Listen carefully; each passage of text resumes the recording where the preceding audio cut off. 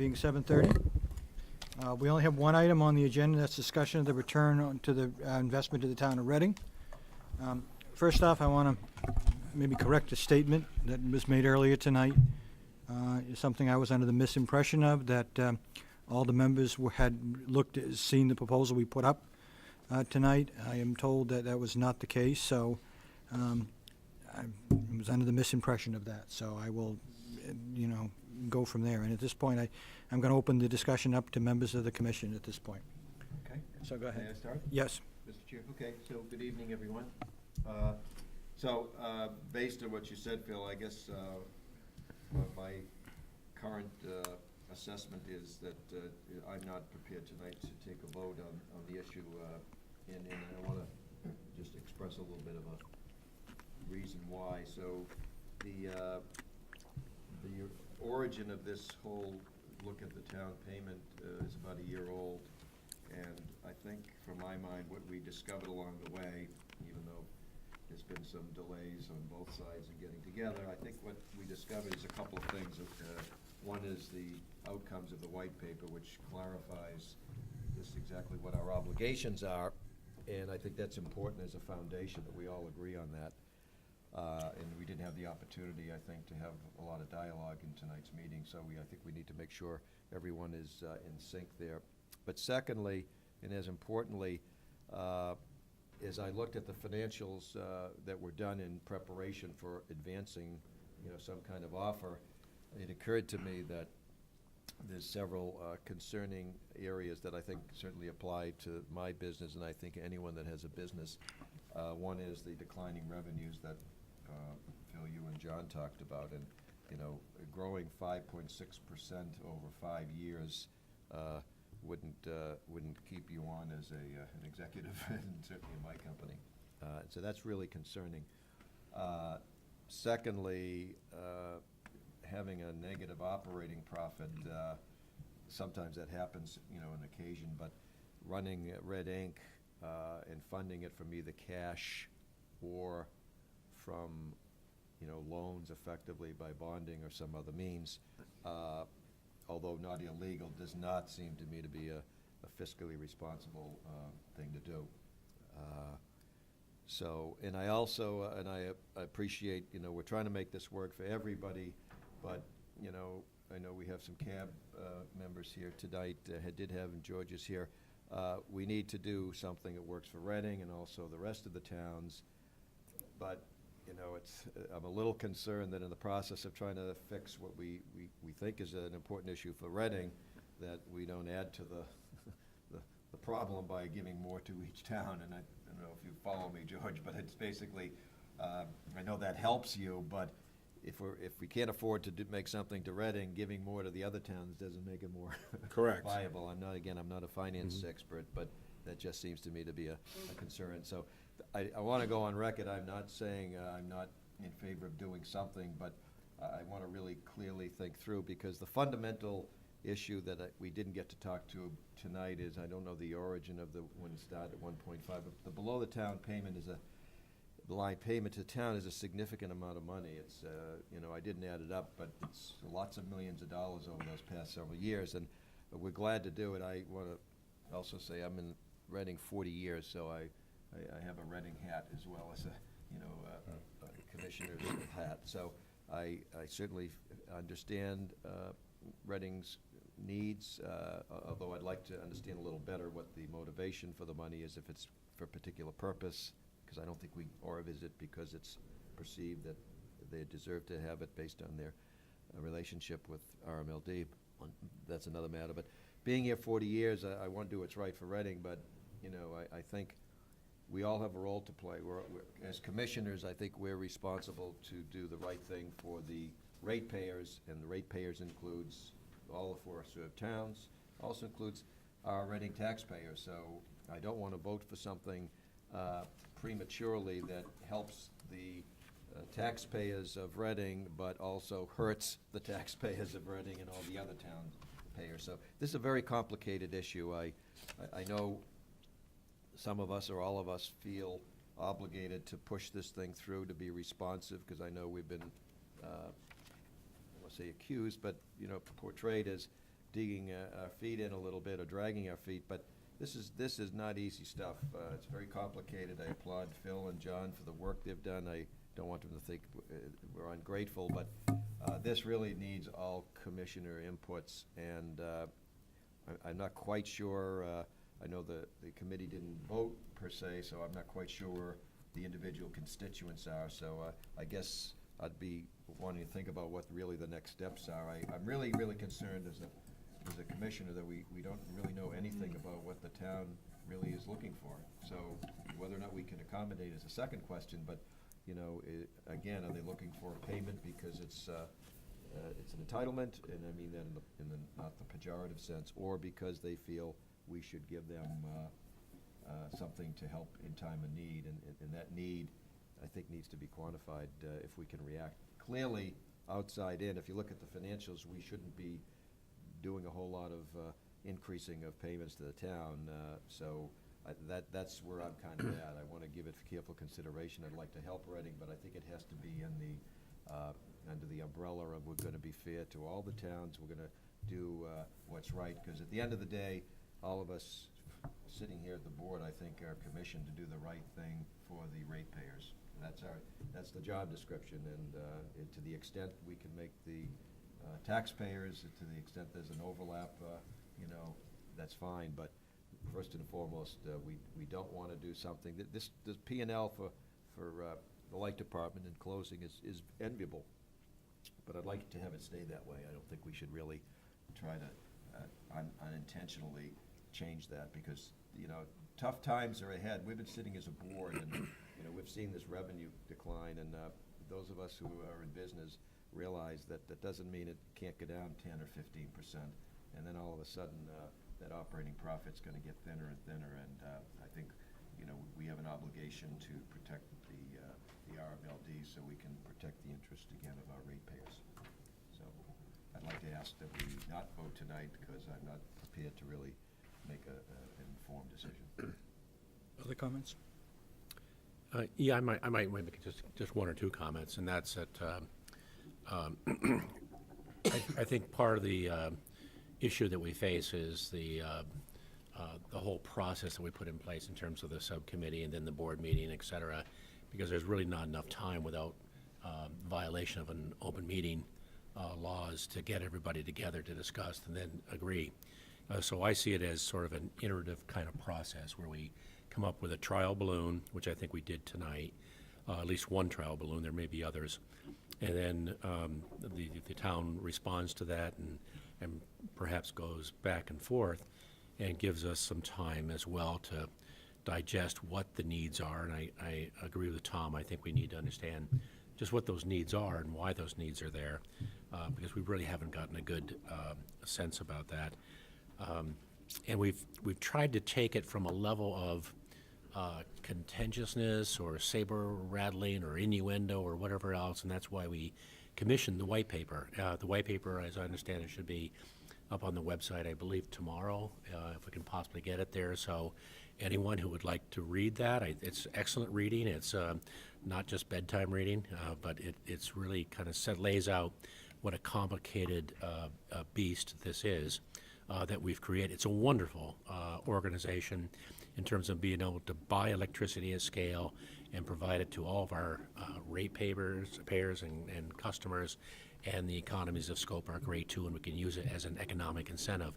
And I think we've been trying to do that, and it's gone on for so many years, and we are a very conservative, economically conservative organization, and I certainly would like to see it continue that way.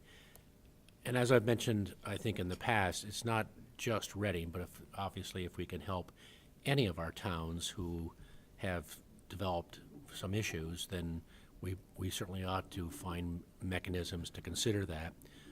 And I think that's the right thing to do, because we are 4 towns. We're not just Reading. The last thing I would mention is, the way I look at the payment to Reading is really it's an inflation-adjusted annuity that Reading has been receiving for many, many years. And if you work kind of backwards from that, you can actually calculate a value for what that is.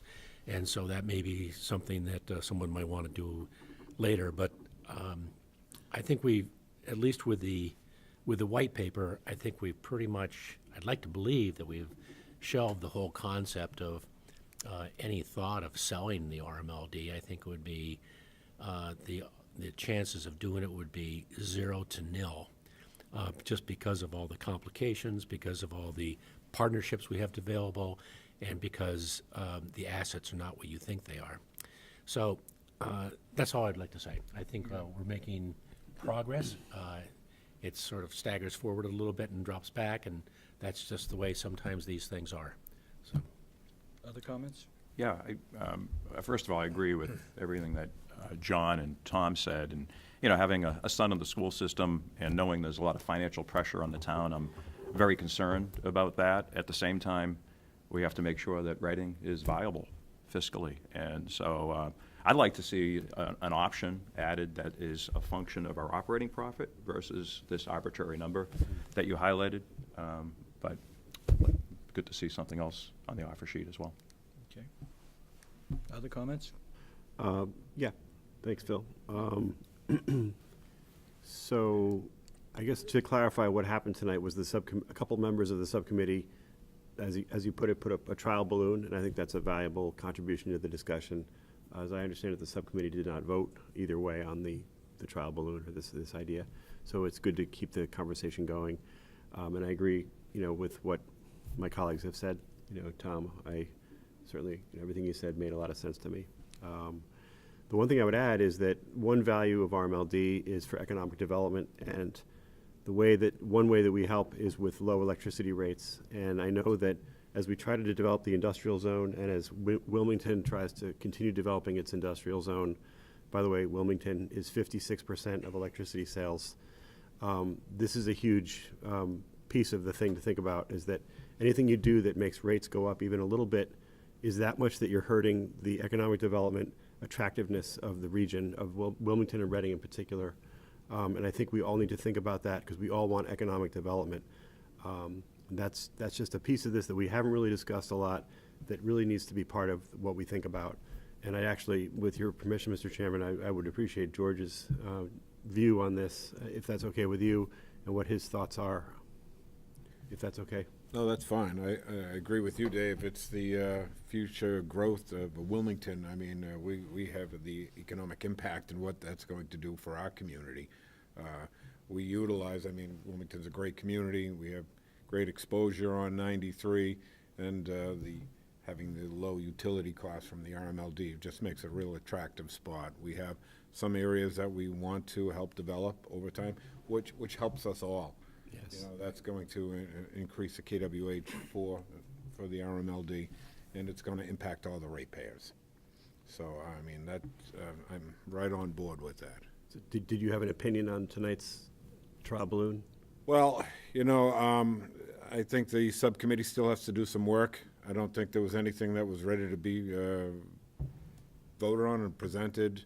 Well, plus, it has to go to the CAB, you know, so it gives us the opportunity to take a look at it. So I don't think there's anything. I mean, it's a starting point, but I think we still have some work to do. All right. So let me just say a few things. Yes, this is a starting point, but I'm committed to moving this forward at this point. I visualize what is up there is fair. So I'm committed to it. So I presented it, I'm committed to it at this point. So, and I hear what the, commissioners are saying, is that they want to, think about this. We are meeting again on Thursday of this week.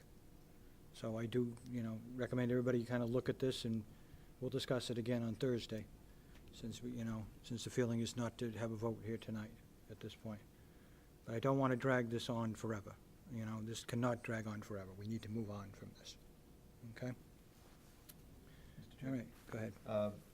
And I don't know if it can be done now, because maybe there's some thinking behind it, but it would be useful to understand the sequence of events in terms of, what the subcommittee, is the subcommittee going to come forth with their recommendation, then we bring it to the commissioners at large, then the CAB, and then the town, I guess, because each stopping point provides feedback. So as I said, my biggest concern is we have not heard from, and I respect, George, your opinion, because I know you have to include other towns besides Wilmington, but, so we don't want to, some of it's a necessary process, but I think before the commissioners, before I would want to make a vote, it would be useful to know, get some windage on hearing back from the town. They heard from us tonight, but it was kind of us presenting to them, and that was structured because they asked for a response, so I understand that. But knowing how what the town's position is, having seen, because, look, everyone's seen the financials, you know, you don't have to, there's not a lot of script that's needed to explain the financials, in my opinion. So everyone knows what we're dealing with, but it would really be helpful in terms of voting for something, knowing, you know, what other inputs there are. So I don't know how that usually goes, or if the subcommittee's gonna do it, but in terms of your desire, Phil, to move it forward, the only thing I would echo that, but I would also say that whatever we move forward, I wanna make the right decision, because we've all made plenty of fast decisions, but, you know, fast isn't good if it's detrimental, even in the short term, to the town or the RMLD. So I guess I'm looking for, you know, who's voting on what, in what sequencing, so we don't, you know, it's kind of like the bunny hop, you know, once we hear from the cab, then we.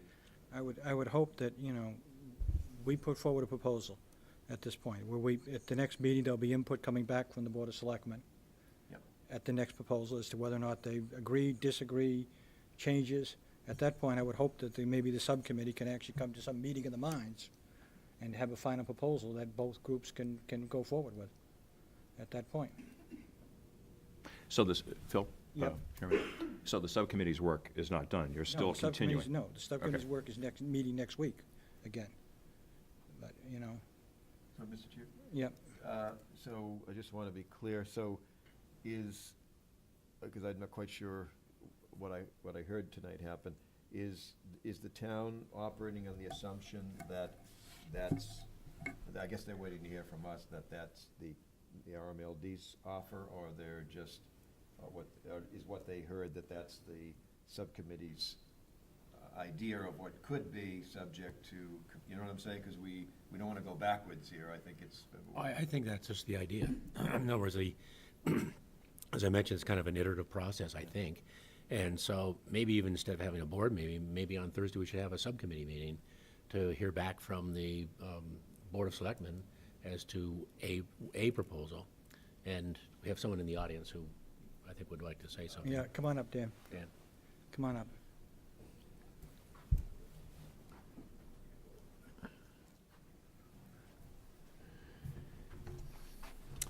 Good evening. Hi, Dan. Dan Ensminger, Board of Selectmen. We were scheduled to meet tomorrow night, and due to the inclement weather will not be. So Okay. our next scheduled meeting will be March 27th. Unfortunately, we can't meet Okay. on the 20th. So Mhm. the next subcommittee meeting will happen before we've had a chance to meet. Okay, Okay, I just want okay. to clarify Thank you that. for the storm. Yeah. With that in mind, will there be any new input, do you think, to the subcommittee? Should we have it? Should we schedule it for immediately after the Board of Selectmen meeting? There may be some comments from folks. We have 3 members here tonight. Okay. And I'm sure they will have some thoughts. Okay, good. Okay. Thank So you. we'll, Go ahead. Yeah, I guess I probably haven't articulated quite exactly right. I guess what I don't want to have happen, and because I could picture a scenario where, Dan, you bring it back to the town, and you guys say, well, that looks pretty good, understanding everything that's going on. Right. And then subcommittee brings it back to the commissioners, and they say, well, no, we told you we weren't prepared to vote, and, you know, so I guess I don't want it to be, I'm not sure how we characterize it, because what are we asking Dan to do, just to comment on, if he's, thinks he's commenting with his, you know, with, I guess I don't see this as something that's cooked by the commissioners, so if Dan comes back and says, Phil, we got a deal, and then the commissioners say, well, no, we don't like that, here's what we really think, that could generate some unintended bad will, right? Because we think we're presenting something that we're not. So that's why I asked about the timing of this, because I mean, this was a trial balloon that we've already admitted that freely that all the commissioners haven't had a chance to digest. So I don't personally think it's fair to anyone to say, Dan, bring that back, and Yeah. if everybody likes it, we'll vote Right. on it. Yeah. yeah, I think we're wanting to hear Right. some kind of an approval from this group Right. Yeah. first. Yeah. and think then that we can makes- take it up. I think that makes a lot of sense. Yeah, I do too. You know, and just to add, you know, as also, I've only been here 25 years, so I'm a newbie. But, you know, I too share, you know, the desire to help the town in any way we can. Vote yes on April 3rd to the override. You know, we got to do that. And I know I shouldn't be advocating for that. Paid political. I just did. But, If only it were paid. well, you know, I mean, it's, so ding me for saying that, but I do feel that, you know, we need to do what we can for the town. You know, but we got to run the business and we got to serve the ratepayers. And, you know, I think RMLD can be a real engine for economic development, so in other ways. So that's what I really would like to see the department doing in close collaboration with all 4 towns to see all the ways we can help with economic development is really something I hope we can do in the coming years. And I retract my earlier remarks about voting yes. You can vote however you want. Yes. Point if I could, Mr. Chairman, point I made to Dave earlier, we've been in discussions with North Reading about wheeling MWRA water to them for some time. They've been kind of dancing with us, dancing with Andover to renew their current contract. I think that we're back on the dance floor with them again. They do have land for economic development up there. They're actually, Andover can't give them enough water to to provide it. So we're hoping that can move ahead and maybe jumpstart great. some of your sales up there. That would be wonderful. Yeah, Dan, I didn't see you here, so I don't know if were you here for the whole start of the meeting or not? I kind of snuck in about. Oh, okay. 35, Anyway, yeah. I guess what I'd ask you to reflect on, you know, with the colleagues, I made a couple of comments earlier around, you know, as a commissioner, you know, Yes. our job is to make sure we are protecting the ratepayers. Absolutely. Which includes a lot of the town residents, but having been involved, and I was on town meeting when someone stood up, and Carl in advance, but what I guess I would like some more understanding of is, because there was really, to me, 2 issues. One is you need to do it, meaning, you know, the structure of the RMLD versus the town requires that, you know, you pay us whatever we think is fair. I think that was the purpose of getting the white paper. So for me, it's more, you know, because if you look at the financials, I think it gives you a compelling understanding of what we're up against. So if we're not compelled by law to give more, then the second question is, why are we doing it? Well, it's need, but I guess I haven't heard too much about specifically what that is, because, you know, it's easy for me, frankly, to say we shouldn't do anything, because the financials are horrible, and they are, and true, I mean, I know you have a financial background, so, you know, you wouldn't advocate making a payment based on those financials, I don't think. So what is it that, you know, and maybe that's something you need to discuss, but I'm looking to, as a commissioner voting, to say, what is it that makes this, you know, compelling enough that we should try to find ways of doing things that aren't typically, you know, financially sound that we usually do to keep the RMLD into the financial shape it's in, so. Well, Tom, as you know, this was initiated through an instructional motion at Yes. town meeting last year, and, yeah, I guess you'll have to ask that body what the maker of the motion had in mind. We're kind of the agent to carry out that wish. Yeah. We don't have an agenda with Yeah. this. We really don't. Yeah, okay. And then Phil suggested the prior constituted subcommittee, which Yep. was formed in '98, I think it was. Yep. And for the first time, it met, and Yep. I'm grateful that it did. But I can't really answer it beyond what was presented at town meeting. Okay, good, that's helpful. And I guess my last, you know, hope is that the selectmen will read the white paper, because I think we don't. I've started we to. don't- Yeah, we don't want this to be a recurring issue for any of us. I think, you know, we all need to agree on how we operate together. None of us want to, I think, see a divorce, but we. Well, just so you know, there is no warrant article. That was taken off Yeah, the no, warrant. I sorry, think you thank probably you. all know that. But yeah. this is more for the future, because other people will Understood. replace us, and we don't. Right, have to- Well, there'll be, and Other than Phil, I mean, Phil's here for. Sure. well, other than to be fair, Dan, he'll be here. there'll be a day when he gets replaced too. Yeah. We'll be in our 90s, so, Yeah, but see, you did the comeback trick, Dan. You, Why? Phil just wants to get the longevity. That's all right. I'll rip it I think away. he's got that. I am the longest-serving commissioner in the history of this department. Yes, Congratulations. No, I'm just, 31 years. just congratulations on your longest-serving tenure. Dan, thank you for. Sure, no sticking problem. around. Yep. yeah, right, Thank you. Okay. Any other? Thanks, Dan. Thank you. all right. Can I make a request? Sure, go Yeah. ahead, Colleen. And I had mentioned this, I know there's a subcommittee between the town and the cab and everyone talking about this, but we really don't have a subcommittee of us. So while I enjoyed meeting with each one of you one-on-one, it's, You said that a little sarcastic. I thought you and I had a great meeting. well, I meet with one and then the next one's like, yeah, don't listen to him. Ah. No, I'm kidding. I'm just saying that it's just, you're not getting the benefit of the think tank together because it's, you know, in violation of the open meeting laws. So the one-on-one is, you know, you're taking the ideas and I'm trying to bring them together as I meet with each person. And I'm just wondering if, you know, Phil's saying he wants to move this along. Maybe we have a subcommittee under the commissioners that could work with me and, That's not a bad so idea. I don't feel like I'm putting out balloons, or That's- whatever we call them, what were they, balloons? Trial balloons. Trial balloons. Yeah. That's not a bad idea. I think No, it's a Mr. good idea. Based on O'Rourke volunteers consolidating for what I that. thought, a good consolidation of what everyone said to me, but apparently I got it wrong. So, I told you that's- not to listen to anybody else, Molly. As did I. it was you, Tom. So it just would be helpful. I know that's not everyone, but it might narrow it down just a hair. I think it's a great idea. I really do. So how many people do you think you No, would all need? of us. May I, one, Go ahead. not to be the skunk of the lawn party, but we have a board and we have public meetings, and I think given all of the, at times, confusing and misunderstandings that have happened, we should just do this in open session as a full board from this point forward. I mean, yeah, maybe 8 months ago, but, I mean, we've come this far. I think we need to do everything with, as the 5 of us.